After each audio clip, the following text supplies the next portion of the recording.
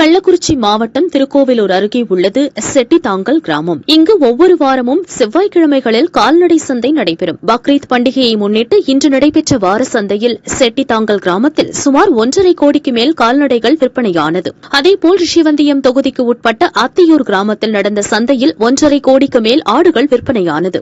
இதனால் வியாபாரிகள் மற்றும் விற்பனையாளர்கள் மகிழ்ச்சியடைந்துள்ளனர். வார சந்தையில் அதிக கூட்டம் கூடுவதால் நோய் தொற்று பரவும் அபாயமும் உள்ளது. எனவே சுகாதாரத்துறையின் முன்னெச்சரிக்கை நடவடிக்கைகளை மேற்கொள்ள வேண்டும் என அப்பகுதி மக்கள் கோரிக்கை வைத்துள்ளனர்.